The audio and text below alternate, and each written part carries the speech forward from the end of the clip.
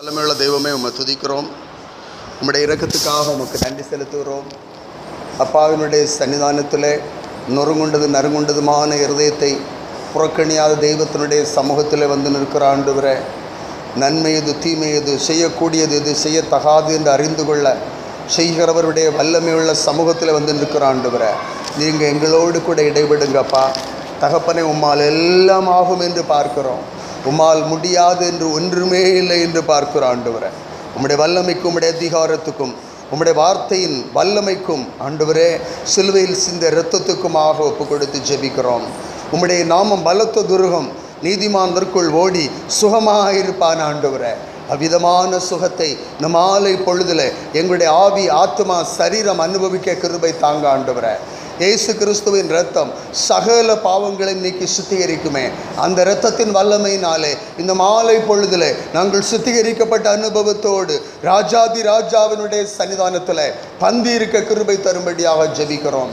எங்களுக்காக தழும்புகளை ஏற்றுக்கொண்டவருடைய சன்னிதானத்தில் அந்த காயங்களை பார்க்கும்படியாக கடந்து வந்திருக்கிற ஆண்டவரே, அது எங்களுக்கு சர்வாங்க சுகத்தை தருகிறதற்காய் உமக்கு நன்றி. நன்றி தகப்பனே. தகப்பனே, உம்முடைய வார்த்தை அனுப்பி எங்களை அழிவுக்கு தப்புவிக்கிற ஆண்டவர், எங்களோடு தங்கி இருக்கிற ஆண்டவர், அந்த வார்த்தையின் மூலமாக எங்களுடைய வாழ்க்கையில் உள்ள நிறைவை வெளிப்படுத்துகிற ஆண்டவர், உமக்கு நன்றி அப்பா. ஆவியானுடைய அதிகாரத்துக்குள்ளாக ஒப்பு கொடுக்கிறோம். இயேசு கிறிஸ்துவின் நாமத்தில் வேண்டிக் கொள்கிறோம் பிதாவே, ஆமென். உட்காருவோம். ஒரு வசனத்தை வாசிப்போம். 37ஆம் சங்கீதத்தில் 4ஆம் வசனமும் 5ஆம் வசனம்.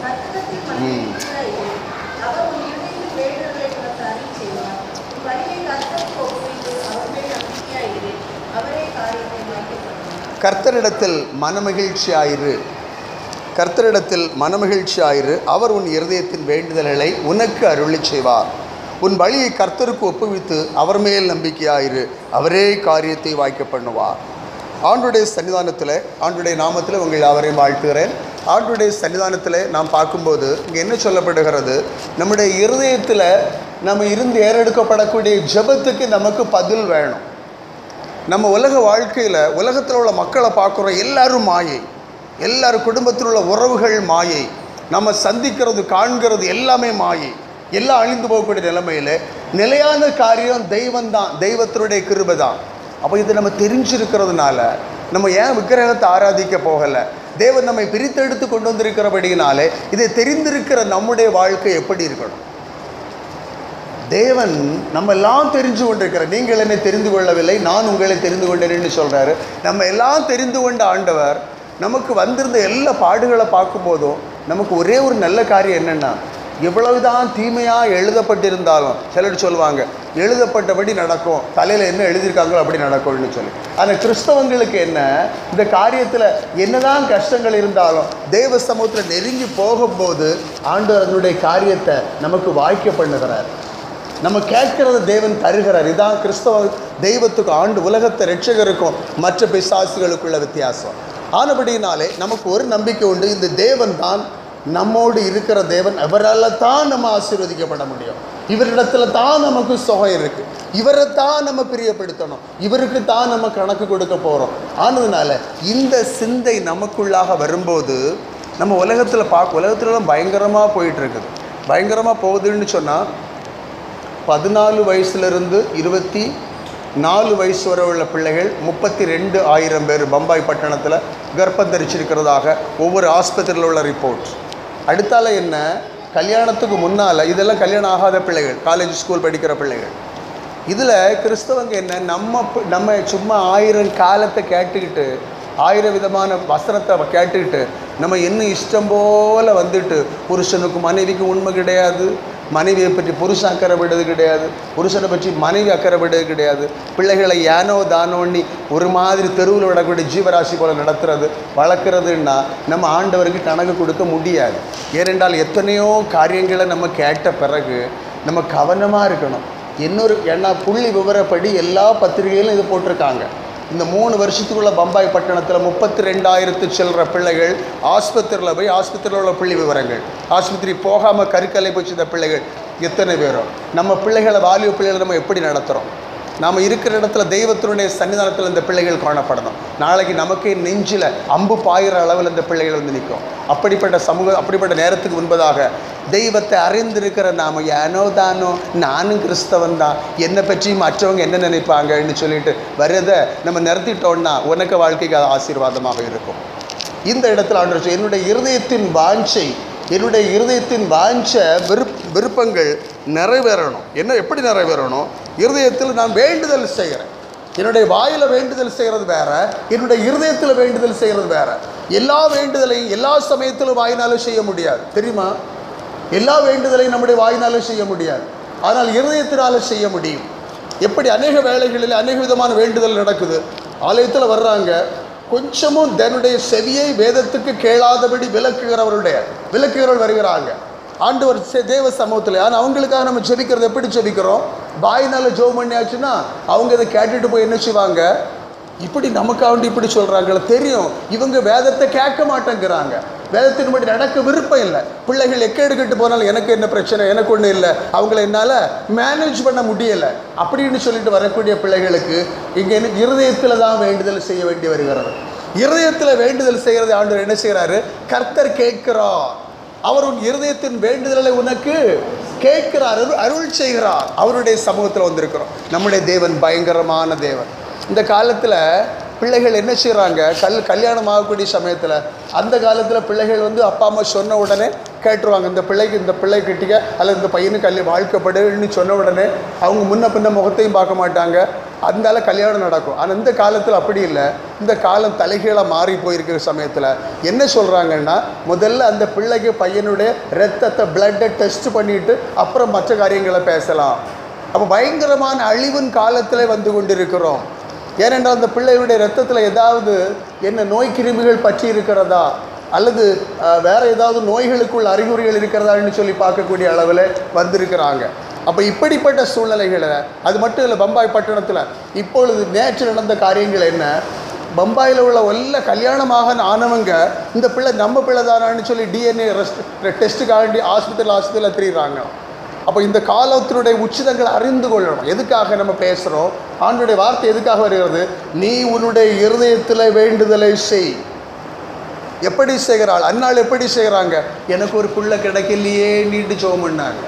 ஆனால் அந்த பிள்ளை தந்திருக்க பிள்ளை என்னால் வளர்க்க முடியலையேன்னுட்டு உதாசீனப்படுத்துகிற கூட்டம் ஒரு பக்கத்தில் இருக்குது. அந்த பிள்ளைகளை கண்டும் காணாமல் விடுற பிள்ளைகள் ஒரு கூட்டம் இருக்கிறது. ஆண்டவர் எல்லாத்தையும் குறித்து கணக்கு கேட்குறாரு. ஏன்னா தற்செயலாக கொடுக்குற பிள்ளைகள் கர்த்தரால் உண்டாகிற சுதந்திரம் ஆனதுனால இது நம்ம ஏதோ அப்படி இப்படின்னு சொல்லி அல்ல.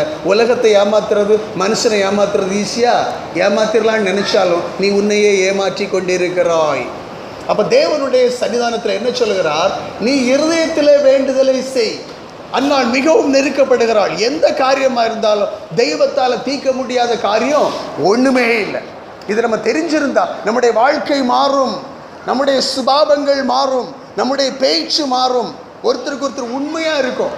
ஆண்டவருடைய சன்னிதானத்தில் பிள்ளைகள் மத்தியில் சாட்சியாக இருப்போம். பிள்ளைகள் 4 வார்த்தை, நீங்கள் என்ன ஒழுங்காக இருக்கிறீங்களா, நீங்கள் இப்போ சொல்கிறதுக்கு என் ஆலயத்துக்கு வாழ்ந்து கூப்பிடுறதுக்கு நீங்கள் என்ன ஒழுங்காக இருக்கீங்களான்னு சொல்லி கேட்டாச்சுன்னா அநேக பெற்றோருக்கு சொல்ல முடியாது. ஆனால் அநேக பெற்றோர்கள் சாட்சியாக இருக்கிறார்கள். இதில் செய்யக்கூடிய காரியம் என்ன? இருதயத்தில் வேண்டுதலை செய். உன்னுடைய பிள்ளைகளுக்காக இருதயத்தில் வேண்டுதலை செய். அந்நாள் இருதயத்தில் தெய்வத்துடைய சமூகத்தில் வேண்டினாள், அவருடைய உதடுகள் மாத்திரம் அசைந்தது. இப்போ நம்முடைய வாழ்க்கையை ஒரு ஜெபம் பரிமாணம் இன்னொரு நிலைமைக்கு கடந்து செல்ல வேண்டும். ஏனென்றால் நமக்கு ஒன்று தெரிஞ்சிருக்கு, எல்லா வியாதியும் தேவனால் கூடும்.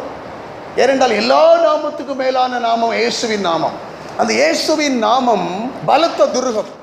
அதுக்குள்ளாக நீதிமான் இயேசுவின் இரத்தத்தினால கழுவப்பட்ட பிள்ளைகள் ஓடி நடந்து போகிறது. நடந்தெல்லாம் போக முடியாது, ஓடி. யார் நடந்து போனால் யார் பிராபலத்தில் மாட்டுனா? பழைய ஏற்பாட்டு காலத்தில் சொதோம் குமாரனுடைய பாவம் நிறையா வந்துட்டு நீ என்ன செய்யணும்? சொதோம் குமாரை அழிக்க போகிறேன்னு சொன்ன உடனே அங்கே இருந்தது யார்? லோத்து மனைவி. அப்போ கேட்டாங்க, நான் ரொம்ப போகிறதுக்கு கஷ்டமாக இருக்கு, நடந்து பழக்கம் இல்லை, இந்த மலையில் கிட்டிப்பாட கீழே இருந்து மேலே ஏறதுக்கு எனக்கு ரொம்ப கஷ்டமாக இருக்குன்னு சொன்ன உடனே ஒரு தூதர் என்ன செய்கிறாரு?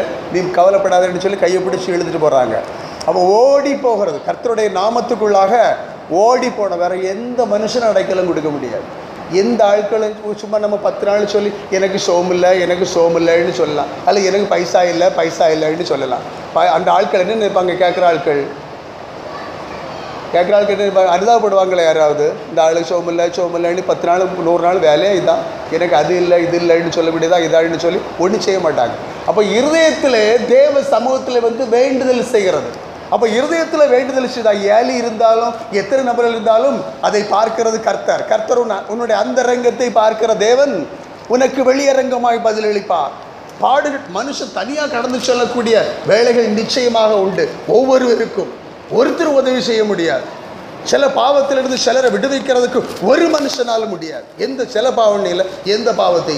ஆனால் தேவனுடைய சமூகத்தை நோக்கி பார்க்கிற பொழுது கர்த்தர் தேவரின் பாவத்தின் தோஷத்தை மன்னித்தீர். பாவத்தில் நிச்சயமா தோஷம் உண்டு. தோஷம்னா என்னது? சாபம். அந்த சாபத்தை கர்த்தர் மன்னிக்கிறார்.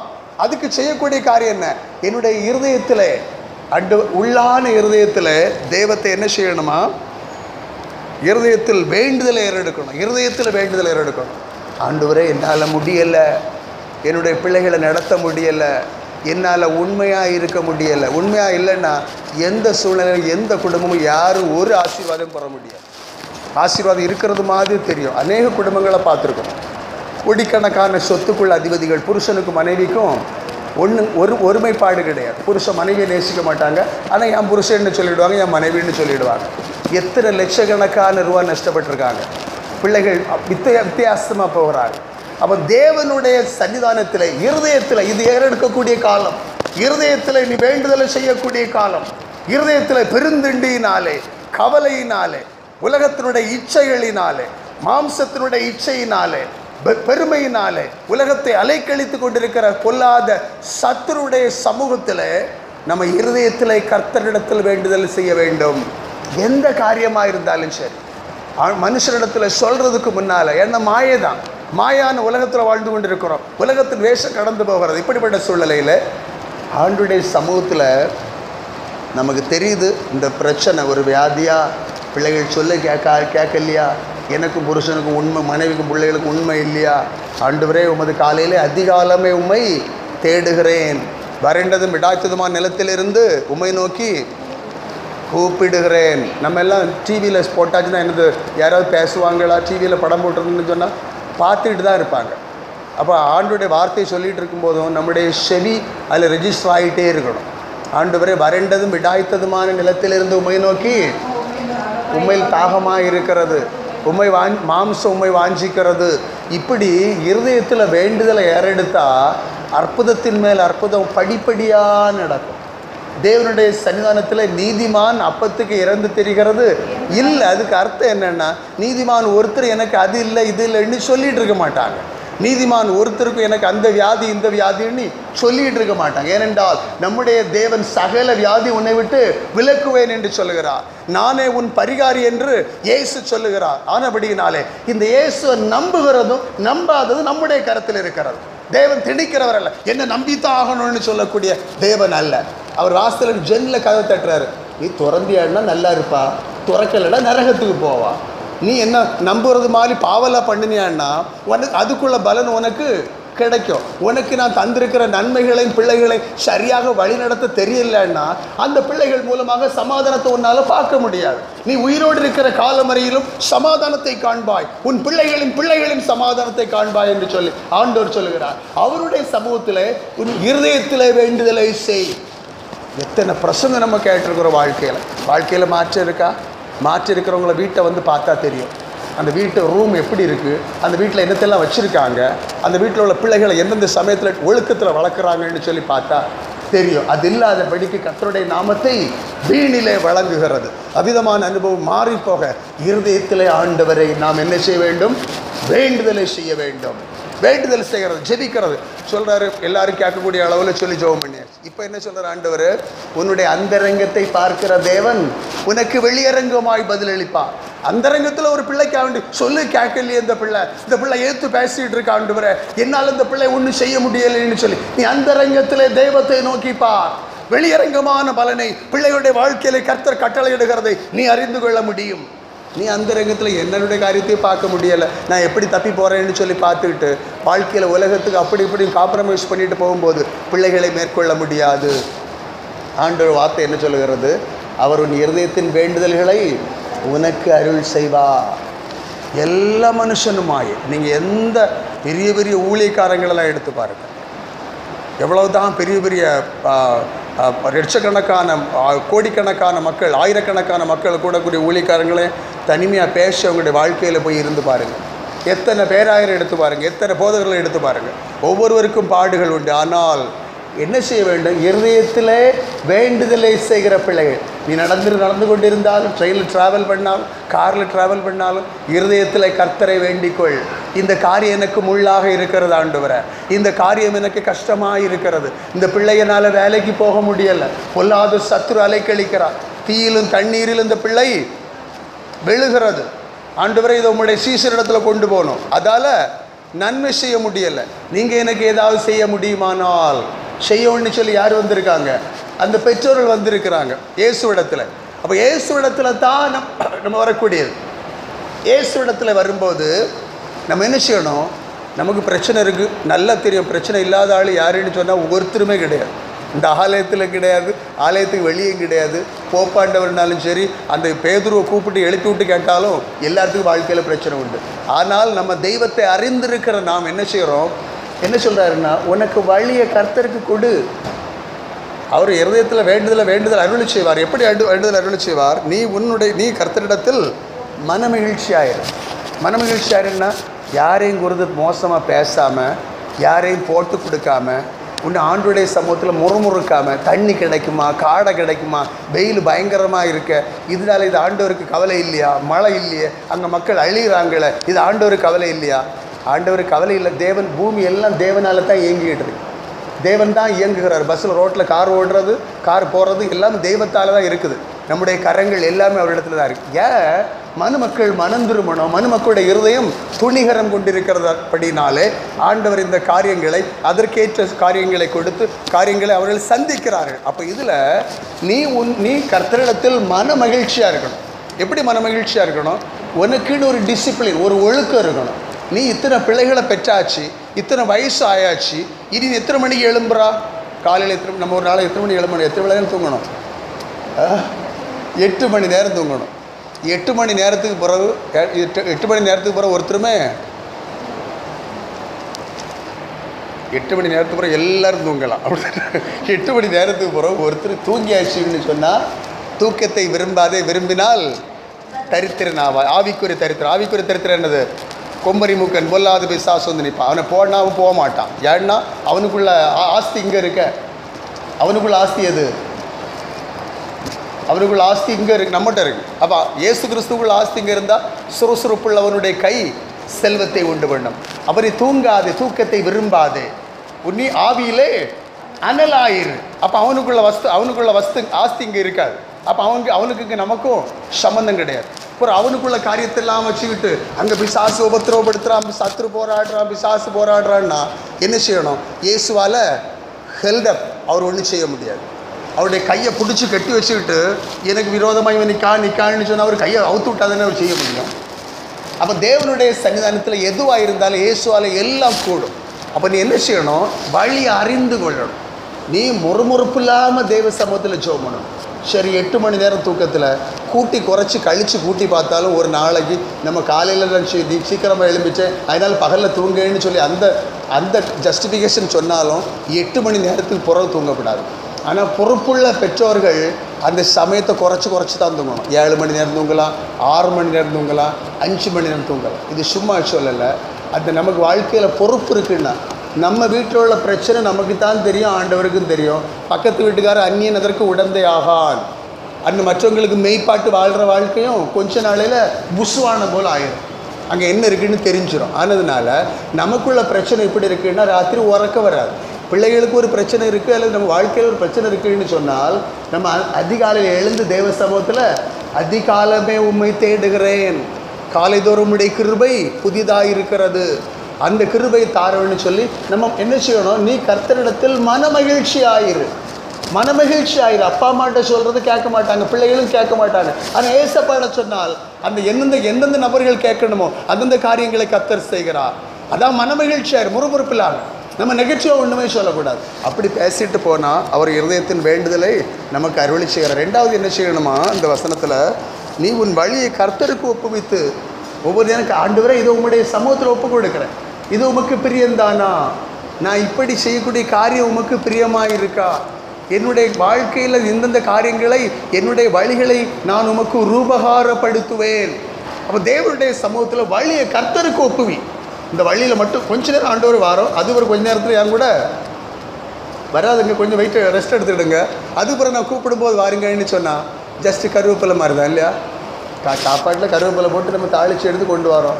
சாப்பாட்டில் உட்கார்ந்தோன்னு சில பிள்ளைகள் என்ன செய்வாங்க, எதை மனத்துக்குள்ளே அதுக்கு வெளியே வச்சுருவாங்க, கருவேப்பிலை எடுத்து வெளியே வச்சுருவாங்க. அப்போ ஆண்டவரை நம்ம அப்படி யூஸ் பண்ணியாச்சுன்னா என்ன உண்டாகும், நமக்கு நாமே வருத்தப்படுத்தி கொள்கிறோன்னு சொல்லி அர்த்தம். தேவன் என்ன செய்கிறாரு, நீ உன்னுடைய வழியை கர்த்தருக்கு commit your ways unto the Lord.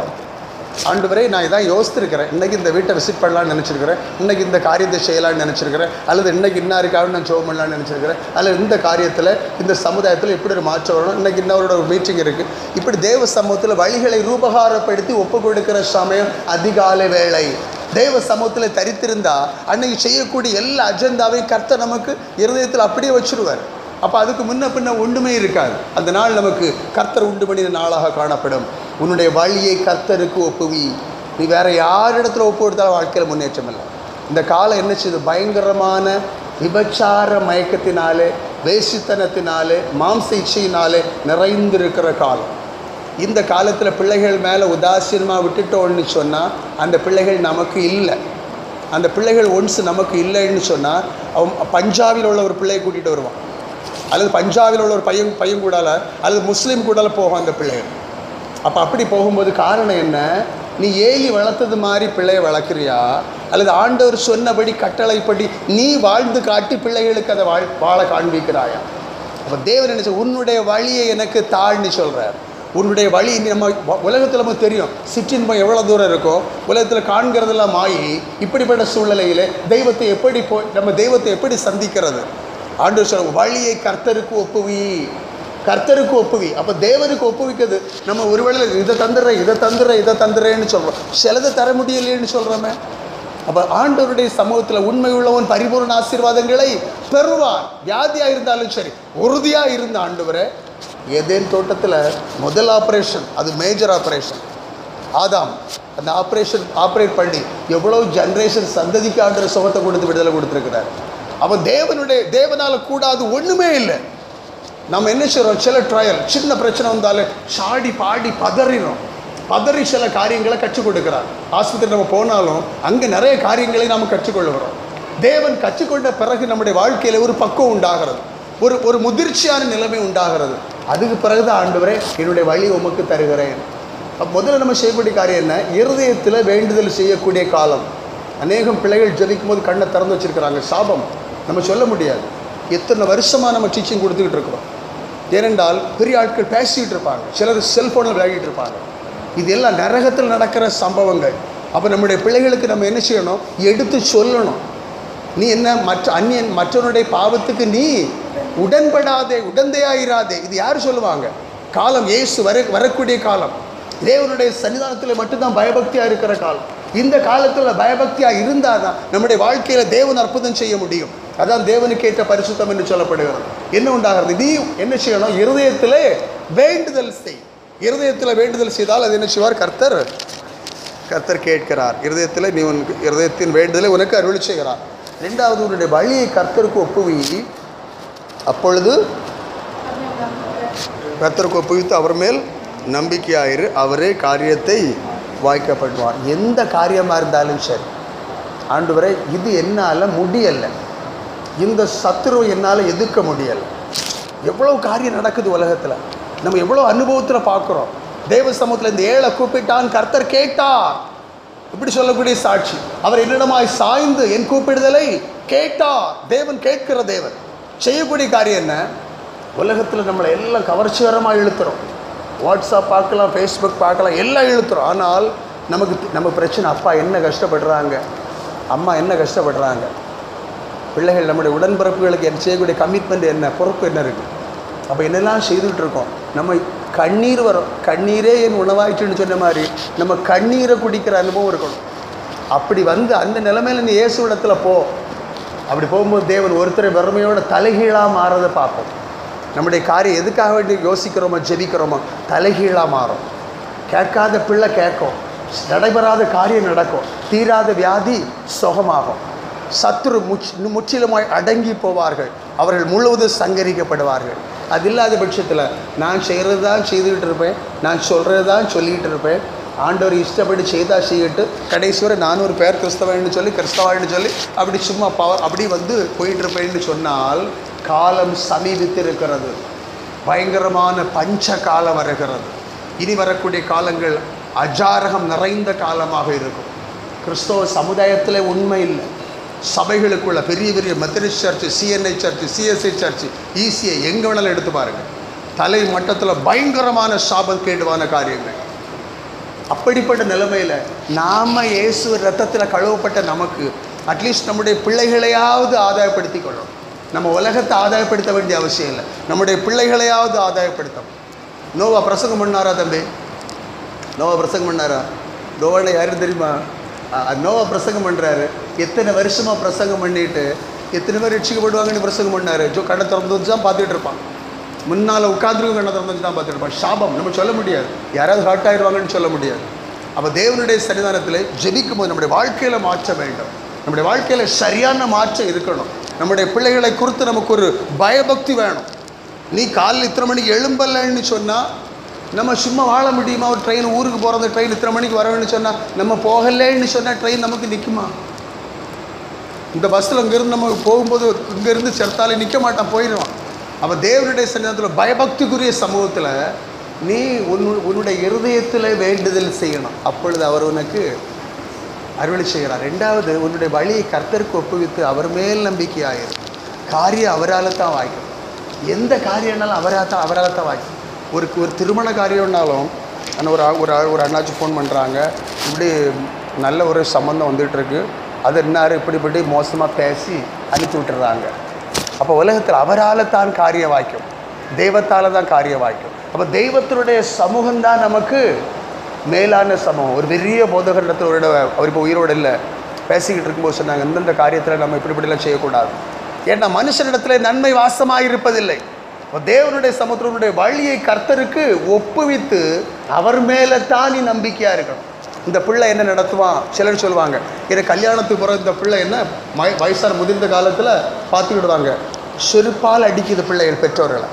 தகப்பனையாவது தாயாவது தூஷிக்கிறவனுடைய தீபம் காரிருளில் அணைந்து போகும். தகப்பனையும் தாயும் நீ ஏன் என்ன பெற்றாயின்னு சொல்லுகிறவன் மரணத்துக்கு நரகத்துக்கு பாத்திரவானாக இருக்கிறான். அப்போ அப்படி உள்ள பயங்கரமான வார்த்தையை கொண்டு வந்திருக்கிற ஆண்டுடைய சமூகத்தில் உன்னுடைய இருதயத்திலிருந்து வேண்டுதல் செய்யணும். You have to offer prayer from the depth of your heart.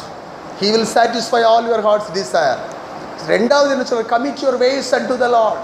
உன்னுடைய வழியை கர்த்தருக்கு ஒப்புவி, வழியை தேவனுக்கு ஒப்புக்கொடு. நான் அந்த இடத்துல போகிறேன், எங்கள் அப்பா அம்மாவுக்கு தெரியாது, ஆண்டவரை உமக்கு சித்தந்தானா ஒப்பு கொடுக்கிறேன், வழியை கர்த்தருக்கு ஒப்பு கொடுக்கிறேன்.